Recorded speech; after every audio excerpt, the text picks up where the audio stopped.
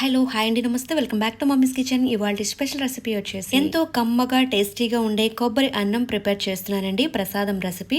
ఈ కొబ్బరి అన్నం దేవుడికి ప్రసాదంలా నివేదించవచ్చు. అలాగే పిల్లలకి లంచ్ బాక్స్ లో పెట్టడానికి చాలా బాగుంటుందండి. అన్నం మిగిలిపోయినప్పుడు కూడా ఇలా కొబ్బరి అన్నం ప్రిపేర్ చేసుకుని టేస్టీగా తినేయొచ్చు. ఇక లేట్ చేయకుండా ఎంతో రుచిగా ఉండే ఈ కొబ్బరి అన్నం ఎలా ప్రిపేర్ చేసుకోవాలి ఇప్పుడు చూద్దాము. ముందుగా స్టవ్ వెలిగించుకుని ప్యాన్ పెట్టుకుని 2 టేబుల్ స్పూన్ వరకు నెయ్యి వేసుకోవాలి. అలాగే నెయ్యితో పాటుగా ఆయిల్ కూడా వేసుకోవాలండి. 1 టేబుల్ స్పూన్ వరకు ఆయిల్ కాస్త హీట్ ఎక్కిన తర్వాత 3 టేబుల్ స్పూన్ వరకు పల్లీలు వేసుకోవాలండి. వేరుశెనగ గుళ్ళు 1 టేబుల్ స్పూన్ వరకు పచ్చి శనగపప్పు వేసుకోవాలి. 1 టేబుల్ స్పూన్ వరకు మినపప్పు వేసుకోవాలి. 1 టీ స్పూన్ వరకు ఆవాలు వేసుకోవాలి. ఒక 2 ఎండుమిరపకాయలు ఇలా తుంచుకుని వేసుకోవాలి. స్టవ్ ని మీడియం ఫ్లేమ్ లో పెట్టుకుని నిదానంగా ఫ్రై చేసుకోవాలి. ఇలా ఒక 1 మినిట్ ఫ్రై చేసిన తర్వాత 3 టేబుల్ స్పూన్ వరకు జీడిపప్పు వేసుకోవాలి. పొడవుగా తరిగిన పచ్చిమిరపకాయలు 3 లేదా 4 వరకు వేసుకోవాలి. నెక్స్ట్ వచ్చేసి కరివేపాకు 2 రెబ్బల వరకు వేసుకోవాలి.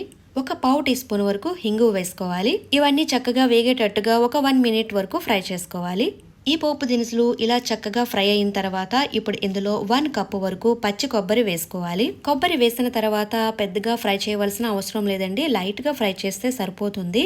ఇలా ఒక 1 మినిట్ ఫ్రై చేసిన తర్వాత ముందుగా ఉడికించుకున్న అన్నం వేసేసుకోవాలి. నేను ఇక్కడ అన్నం వచ్చేసి ముందుగానే ఉడికించుకుని తీసుకున్నానండి.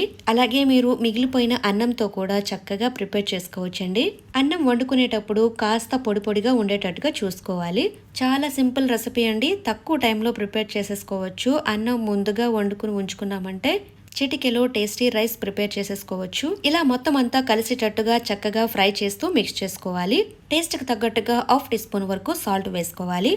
అలాగే సన్నగా కట్ చేసుకున్న కొత్తిమీర కొద్దిగా వేసుకోవాలి. సాల్ట్ కొత్తిమీర చక్కగా కలిసేటట్టుగా మిక్స్ చేసుకోవాలి. అంతేనండి, చూసారు కదండి. చిన్న పిల్లలు సైతం చాలా ఈజీగా ప్రిపేర్ చేసే టేస్టీ కొబ్బరి అన్నం ప్రిపేర్ చేసుకున్నాము. ఇప్పుడు స్టవ్ ఆఫ్ చేసేసుకుని ఈ కొబ్బరి అన్నాన్ని ఒక బౌల్లోకి తీసుకుందాము. చూసారు కదండి, ఈ టేస్టీ కొబ్బరి అన్నం మీరు కూడా ఇంట్లో తప్పకుండా ట్రై చేయండి. ఈ రెసిపీ నచ్చినట్లయితే లైక్ అండ్ షేర్ చేయండి. సబ్స్క్రైబ్ చేసుకోండి. మరిన్ని స్పెషల్ వీడియోస్ కోసం బెల్ ఐకాన్ ప్రెస్ చేయండి. Thank you for watching mummies kitchen Telugu.